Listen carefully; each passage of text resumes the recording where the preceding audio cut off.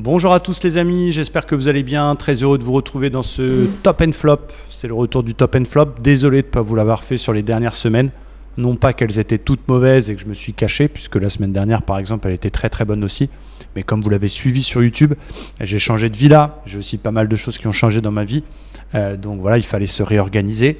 Et voilà, je vais essayer de les faire au maximum. Puis c'était aussi les vacances, juillet, août, il faut aussi à un moment donné freiner un petit peu. C'est quand même assez énergivore de faire du trading, de le faire en direct, de gérer une école, de faire des vidéos YouTube. Voilà, on a tous besoin parfois d'être un petit peu moins à fond, j'ai envie de dire. Mais là, c'est très très gros retour. Et merci d'ailleurs pour vos commentaires sur la vidéo sur ma villa. Ça fait plaisir que ça ait eu l'effet escompté, notamment vous booster, vous motiver. Alors, on revient sur cette semaine. Cette semaine, il y a top and flop. Il y a du top, il y a du flop, donc c'est cool. Au total, j'ai fait 4 trades. 1 BE, 1 SL, 2 TP. Donc je sais que j'ai un meilleur taux de TP que d'habitude. D'ailleurs, je suis arrivé à 1 an pile sur mon journal que je vous ai offert, le journal de trading. Donc ce sera l'occasion, j'essaierai de le faire demain ou en début de semaine prochaine, de faire un bilan sur ces 12 derniers mois. Pareil, il y a du bien, il y a du moins bien. Mais au-delà de ça, la semaine, on sait que voilà, elle est bonne parce que on a un bon taux de TP. Et c'est vrai que c'était une semaine un peu piège. Il y avait les NFP, il y avait un jour férié lundi. Donc voilà, c'était intéressant. On va commencer comme d'habitude par les flops, donc les choses qui n'ont pas fonctionné. Vous expliquer un petit peu cette prise de décision. Alors, sachez encore une fois que tous ces trades sont pris en direct. C'est pas du backtest, je vous explique ce qu'il fallait faire hier. C'est des trades qui sont pris en direct avec les membres de l'école qui sont connectés sur mes écrans. C'est aussi ça le but de Livestream. Livestream Trader, c'est une école qui a pour but de vous rendre autonome, de vous offrir tout un tas de méthodologies à la fois techniques, à la fois sur la gestion de nos émotions, gestion mentale, et etc., avec une demi-douzaine de coachs qui sont à votre disposition. Mais surtout, c'est aussi du trading en live. Donc, c'est pas un copy trading à proprement parler. Vous êtes libre de prendre les mêmes décisions que moi ou pas. En tout cas, j'estime que c'est bien de trader devant vous, de vous mettre en application pour apprendre par mimétisme à reproduire. Maintenant, encore une fois, ça donne une petite pression supplémentaire le fait de trader en direct. Voilà, on va pas se mentir. J'y suis habitué, mais il faut quand même le dire et c'est important. Donc, je reviens donc sur ces trades. Donc là, c'était mardi, 2 trades que j'ai fait, un sur le Dow, un sur le Nasdaq. Lundi férié, mardi, c'était on est un peu excité, on n'a pas tradé depuis quelques jours. La semaine dernière avait été bonne aussi, donc voilà un petit peu on a envie de cliquer. Et donc, je me suis permis d'acheter le Dow Jones après la grosse baisse qu'on a eue en tout début de session mardi. Pourquoi ? D'abord, la tendance de fond à ce moment-là, elle est haussière. Le Dow Jones, il est en tendance haussière, il a été nous faire les 100%, il corrige un petit peu. La bougie daily n'était pas terminée et on était arrivé sur le bas du canal 4 heures, 1 heure, voilà, qu'on a sous les yeux.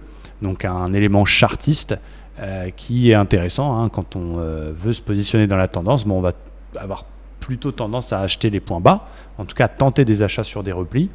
Et donc voilà, j'avais un premier argument, c'était mon canal. Et l'argument principal, c'était cette bulle apesanteur. Vous savez que j'adore les bulles. Bulle apesanteur M15 qui donnait un très très bon ratio, puisqu'en allant chercher notre fameuse moyenne mobile 20, qui est l'objectif d'une bulle M15, et en plus j'ai eu la chance de rentrer un tout petit peu plus bas, je suis rentré à 71 sur le repli de la bougie d'après si je ne m'abuse, avec un stop à 50 points. Voilà, ça me faisait un ratio de plus de 4. Donc là, effectivement, ça pouvait faire peur parce que on achète un repli, mais on est dans le sens de la tendance majeure. D'ailleurs, vous verrez dans le débrief de mon journal des 12 derniers mois de trading, 100% de la perf a été fait sur des achats dans une tendance haussière. Donc c'est très intéressant. Au-delà de ça, bulle M15, j'ai eu la chance de rentrer un petit peu plus bas. On a un ratio de 4 en allant chercher l'objectif théorique du setup. C'est sur le bas du canal. Pour moi, c'était une bonne décision de prendre ça, même si je comprends que quand on est débutant, on peut avoir peur de prendre ce genre de trade et se dire putain, ça dégueule, c'est quand même chaud d'acheter la baisse. On a un trade qui va aller nous chercher notre ratio de 1. Donc vous le savez, je protège mes trades au ratio de 1. C'est comme ça que je fonctionne. Je sais que mon cerveau est à l'aise dans cette situation-là, ça me va bien. Ça va peut-être pas à tout le monde. Il y en a qui mettent pas BE, il y en a qui mettent BE plus tard. Moi, voilà, quand je gagne mon risque, je me protège. Je fonctionne comme ça. Ça m'aide aussi à tenir les trades un petit peu plus longtemps. Donc on est protégé BE. On a un trade qui nous reprend BE malheureusement. Juste derrière.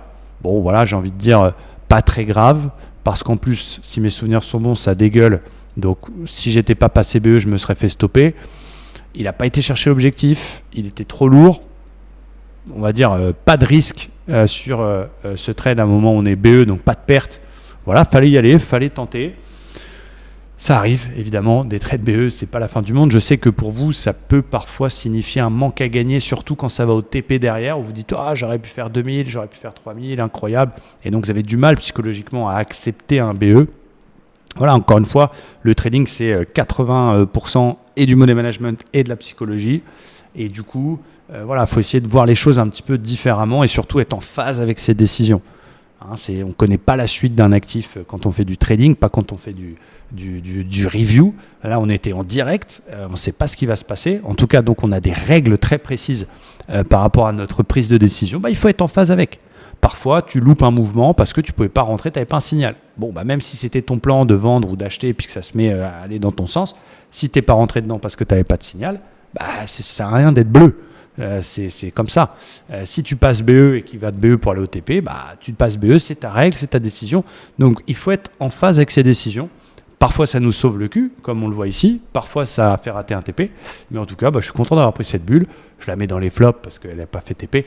Mais en soi, c'était un très beau trade. Par contre, le trade juste après, même si techniquement, il est plutôt intéressant, je vais décaler un peu mon graphe pour que vous voyez bien.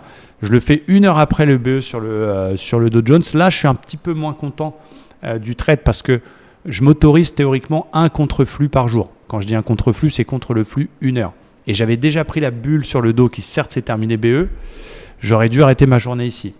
Je prends quand même cette divergence qui est trop belle pour pas être prise sur le Nasdaq en fin de session vers 18h15 si je ne m'abuse, fin de session pour moi parce que vous savez j'ai 5 heures de plus que vous. Elle est dans une zone quand même intéressante, mais voilà, c'est pas techniquement le signal qui est mauvais parce que la divergence elle est très jolie.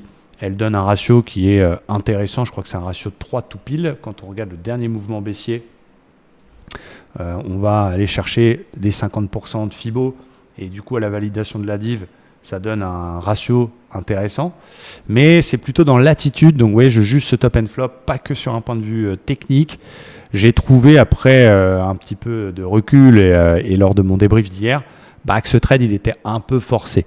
Voilà, c'est comme si je voulais absolument prendre un trade et que je ne savais pas éteindre mon écran. Donc voilà, en soi, on ne va pas se mettre une claque dans le visage, quoique on pourrait le faire en direct. Non, au-delà de ça, c'est un peu forcé. Voilà. J'ai pris cette div, peut-être un peu d'euphorie de la semaine précédente, peut-être le BE qui reste un peu en travers de la gorge, l'envie aussi peut-être parfois de prendre un trade et d'être systématique. En soi, le sit-up, il est bon, mais je me fais un peu avoir sur ce trade. Un élément qui était important, c'était le VIX qui était en pleine bourre à ce moment-là. Vous allez voir que sur le trade du Standard & Poor's, ça a été aussi un élément déterminant, je vais vous expliquer. Je me fais stopper, et puis je me fais bien stopper, parce que de toute façon, ça dégueule derrière. Donc là, c'est pas un stop pour rien. Voilà, le setup en lui-même, c'est une divergence. On le sait, elle ne passe pas toutes. Le ratio était bon, mais voilà, je me permets de me dire, attention Romain, peut-être un petit peu de forçage sur ce trade Nasdaq qui est heureusement le seul stop de la semaine. C'est pas tout le temps comme ça, mais on avait fait il y a 2 semaines, on avait fait une mauvaise semaine avec quasiment que DSL, mais au-delà de ça, ça avait toujours un peu les nerfs. J'aurais pu l'éviter en respectant à fond ma règle de contre-flux, mais bon, s'il était passé, on aurait dit génie. Donc voilà, attention juste à pas trop forcer sur les sessions pour le coup. Les TP maintenant, là on est sur la session de mercredi. Donc mercredi, comment je me sens? J'ai fait 2 trades la veille que j'estime quand même relativement intéressants. À ce moment-là, je suis à un bilan légèrement négatif à -1 R. Peu importe, on continue, on ne lie pas les trades entre eux. Je vous ai déjà parlé 1000 fois de cette importance de ne pas lier les trades entre eux. Ils sont tous différents. Et on est sur le Dow Jones. Et mon plan, que je vous partage tous les matins d'ailleurs sur YouTube et dans le groupe Telegram gratuit, c'est d'essayer de travailler une vente maintenant qu'il a cassé le fameux canal qui m'a permis de tenter la bulle la veille. Donc on a bien vu que sur la session de mardi, il a cassé le canal. Et mon idée, c'est de dire, ok, je vais essayer de choper le pullback sur le canal. Mais pour ça, je vais attendre un signal. Je ne vais pas y aller one shot, je vais attendre un signal tranquillement. Et du coup, j'attends, en début de session, ça explose. Je ne suis pas dedans parce que les flux sont baissiers, je ne peux pas acheter ce marché. Je suis un petit peu frustré en début de session américaine parce que on n'est pas dans l'achat, on n'est pas dans le rebond. Et ça, pareil, c'est pas toujours évident non plus à accepter pour quelqu'un qui a un petit peu moins d'expérience de voir un marché exploser ou dégueuler sans soi. On se dit, il faut absolument que j'en sois et ça peut ouvrir le spectre à certains trades qui peuvent être un petit peu impulsifs, à se dire je vais quand même prendre l'OPR par le haut, même si le flux est baissier, ou c'est en train d'exploser, je vais essayer d'acheter, etc., etc. Et c'est quelque chose, une compétence qui est vraiment importante, et c'est pour ça que vous avez besoin de vous former, c'est pour ça que vous avez besoin d'un mentor pour pouvoir justement vous donner ces compétences-là, parce que il faut être patient, il faut être capable d'attendre son setup, mais surtout de ne pas changer de plan en cours de route. Et en vrai, ça, c'est vraiment pas évident. Bref, au-delà de ça, donc mon idée, c'est d'essayer d'aller vendre ce haut de canal. On vient chercher quasiment au point près le haut du canal. Regardez ce pullback comme il est magnifique, quasi au point près, juste vraiment de toute beauté. J'ai pas de setup particulier sur le haut du canal. J'ai pas de bulle, etc. Mais par contre, j'ai une réintégration dans l'OPR il faut zoomer un petit peu, c'est vrai. Elle n'est pas très nette, c'est pas une réintégration pour 40 points, c'est une réintégration pour quelques points seulement.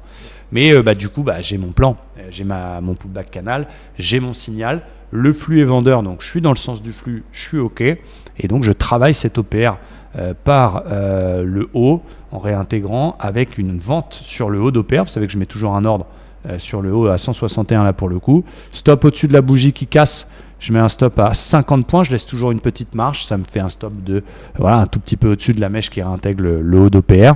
Et donc j'ai un ratio de 4 pour aller chercher le bas. Donc là je suis en confiance, c'est mon plan, encore une fois, j'accepte qu'il ne fonctionne pas puisque ma décision elle est OK avec ce que je veux faire, avec mon plan, avec mes stats, avec mon expérience. Et je sais que beaucoup d'entre vous, beaucoup qui sont dans des challenges sur les propres firmes, etc., ils ont peur des stop-loss, ils ont vraiment du mal à accepter qu'un beau trade, un beau setup qui est dans ses règles, dans sa méthode puisse ne pas fonctionner. Ça, c'est parce que c'est pas encore bien réglé dans la tête. C'est aussi à cause de ce que vous pouvez voir sur les réseaux sociaux ou sur YouTube où beaucoup vous montrent que ce qui a marché. Et du coup, quand vous-même prenez un stop, vous comprenez pas, vous essayez d'aller voir ce qui était mauvais.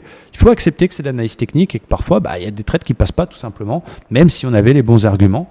Ça reste de l'analyse technique qui n'est pas une science exacte. Et encore une fois, comme je le répète, n'essayez pas d'éviter les stop-loss. C'est pas agréable. Je dis pas qu'il faut être content quand on prend un SL, mais vous ne pourrez pas les éviter. Même la meilleure méthode du monde ne donnera jamais 100% de taux de succès. Donc faites en sorte qu'ils ne soient pas dramatiques, ces stop-loss, et surtout faites en sorte que les trades qui passent soient beaucoup plus rentables, en tout cas beaucoup plus importants que les trades qui ne passent pas. Et c'est ça la clé. La clé, c'est pas j'évite les stops, c'est quand je gagne 2, 3, 4 fois plus. Et c'est là que votre trading il va changer. Encore une fois, moi par exemple sur les 12 derniers mois, j'ai un taux de stop-loss de 46%. Donc quand on donne les stats comme ça à quelqu'un qui ne connaît pas vraiment le trading ou qui n'a pas encore compris le money management ou qui a une approche différente, il va se dire putain il est nul. Il perd pratiquement une fois sur deux. C'est nul. Il n'est pas bon ce gars. Mais au final les résultats c'est quasi 40 R. Donc ça prouve bien que c'est pas en évitant les stops qu'on devient rentable. Ils sont là, il faut les accepter, ça fait partie du jeu. Et il faut être capable de garder son sang-froid après un trade qui ne passe pas et du coup, ne pas avoir peur de rentrer. Et parfois, on a peur de rentrer. Je sais que ça peut arriver que certains membres qui prennent la décision de suivre les trades que je fais l'après-midi, c'est aussi, on ne va pas se mentir, l'un des intérêts d'être en live avec moi. Des fois, ils n'osent pas rentrer comme moi parce qu'ils disent la veille, il a pris un SL. C'est quand même très haussier ce matin ou aujourd'hui, parce qu'ils ont peur de perdre. Donc encore une fois, ce qu'il faut réussir à comprendre, c'est que cette peur, elle sera toujours là. On ne peut pas l'effacer, mais il faut la dompter. Et donc moi, comment je la dompte ? En étant carré, archi carré sur le money management et en faisant en sorte qu'un stop ne soit pas dramatique sur mon compte. Oui, on a fait des moins bonnes phases cette année. Oui, on a été peut-être aussi moins bon dans certains moments. Mais on est là, on est systématique et je gagne toujours plus que ce que je perds. Et c'est pour ça que je suis rentable. Donc désolé, le but de cette vidéo, c'est pas de faire le fanfaron, c'est juste de vous donner les clés pour dire ouais, il a raison. Ce petit déclic, et je vous ferai le bilan très prochainement des 12 mois, on analysera ça ensemble et vous allez voir que ça va, j'espère, créer quelque chose dans votre tête. Bref, je prends ce trade. Je suis un peu en PLS au début du trade parce que je me dis ah là là, il a du mal, il tient sa MM20, on est ensemble en direct, vous m'entendez, mais on est où là. Et finalement, il part plutôt pas mal. On est assez vite break-even. Donc là, ratio de 1, je protège mon trade tranquillement. Il va à mon ratio de 2. Je ne sors pas au 2 parce qu'on est au milieu de l'OPR. Je ne vois pas la raison technique de sortir. Et mon idée, c'est de protéger mes paliers. C'est-à-dire d'aller chercher le ratio de 3 et du coup de protéger mon 2 et d'aller chercher le TP avec le ratio de 3 protégé éventuellement si ça cassait l'OPR et sinon sortir sur le bas. Du coup, je suis en toute confiance, en sécurité, je peux pas perdre. Il galère un peu à mon 1, il va enfin au ratio de 3. Donc là, je suis assez content. Et du coup, je protège mon 2. Donc comme ça, je peux gagner au minimum 2 R. Et je tiens jusqu'au bout. Je dis, allez, je vais aller chercher mon bas d'OPR. Et malheureusement, il me reprend au ratio de 2. Ou heureusement, peu importe. Donc j'encaisse mon ratio de 2.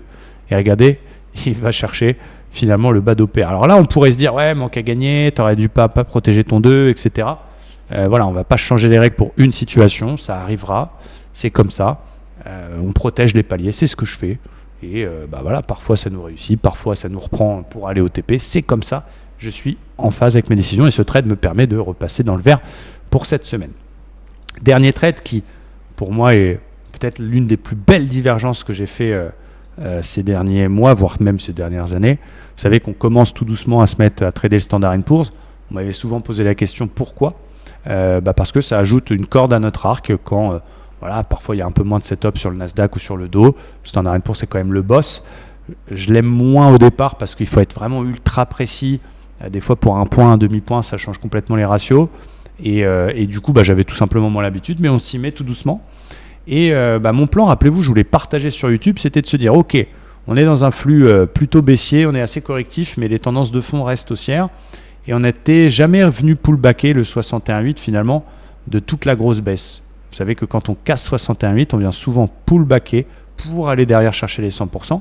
On verra s'il ira au 100%, peu importe. Mais à ce moment-là, mon plan, c'était d'essayer de payer ce fameux 61.8 pullbacké. Donc, ça dégueule en début de session. Pareil, je ne peux pas rentrer sur les ventes parce que je crois, si je ne dis pas de bêtises, il y a des news à ce moment-là.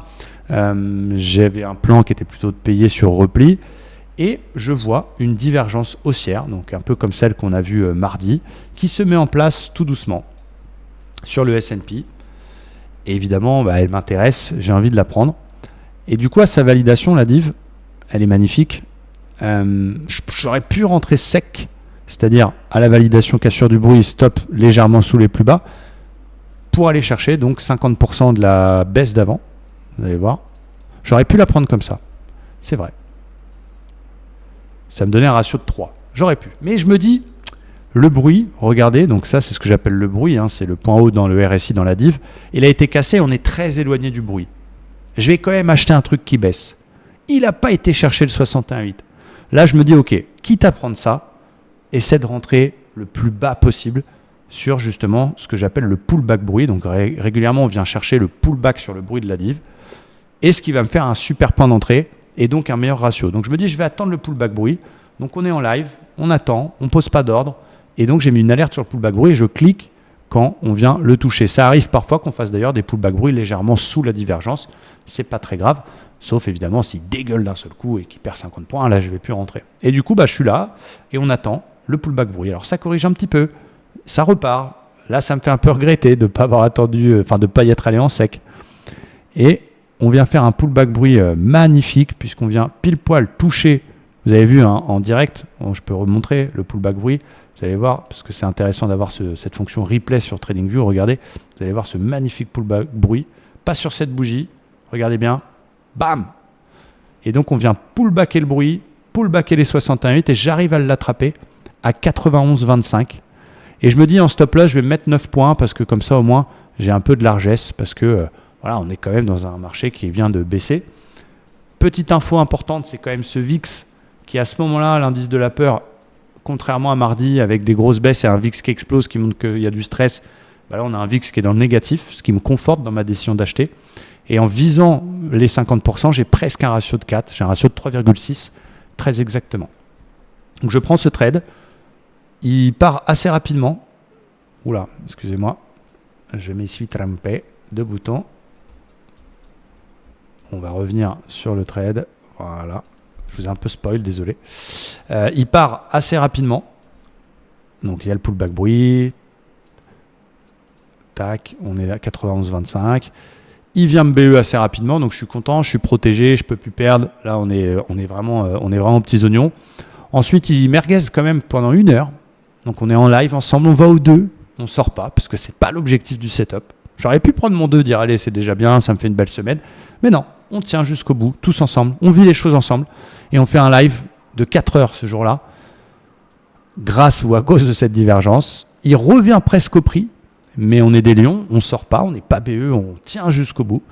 Et puis, avec un peu de réussite peut-être, quelques minutes après, on vient exploser et faire mon TP. Et donc, je sors pile poil sur les 50% parce que c'est l'objectif du setup et ça me permet d'encaisser un ratio de 3,6 et donc de faire vraiment une belle semaine. Un R la veille grâce au Dow Jones parce que un BE, un SL, un TP ratio de 2. 3,6 grâce à ce trade, donc c'est vraiment une très belle semaine. J'aimerais bien qu'elle soit toute comme ça, mais malheureusement la vie c'est pas un kiwi. Mon objectif moyen c'est plutôt essayer de faire 2 R par semaine. Voilà, c'est déjà incroyable, mais là ça permet vraiment de faire une belle semaine. Et vendredi j'aurais pu encore mieux faire. J'ai vu qu'il y avait eu des très belles sorties d'OPR qui étaient magnifiques et bravo aux membres qui les ont pris. Il y a pas mal de membres de l'école qui les ont pris, les sorties d'OPR sur le Dow, sur le Standard & Poor's, sur le Nasdaq, et je suis fier parce que mon boulot c'est d'être coach. Aussi, quand vous payez Livestream, vous prenez quelque chose pour apprendre à trader et pour être autonome. Donc, vous voir prendre des trades autonomes, je suis super content. Voilà, c'est en tant que coach, je suis ravi. J'avais décidé vendredi de ne pas trader à cause des NFP. J'avais fait ma semaine, donc voilà, j'ai aucune jalousie et bravo aux membres qui ont pris les belles sorties vendredi. Mais dans tous les cas, je suis content. Et voilà, c'est une semaine presque parfaite. Il y a pour la psychologie, pour les membres qui sont là pour apprendre, on voit du BE, on voit du TP, on voit du non-trade, on voit des SL, c'est tip top. Et voilà, je voulais vous l'expliquer. Encore une fois, le but c'est pas de fanfaronner, c'est de vous montrer cette prise de décision, pourquoi, la réflexion qu'il y a derrière. Et puis merci à tous, j'espère que cette vidéo vous a plu et je vous souhaite une très très bonne fin de journée et je vous dis à très vite sur la chaîne. Bon week-end, ciao, bye bye.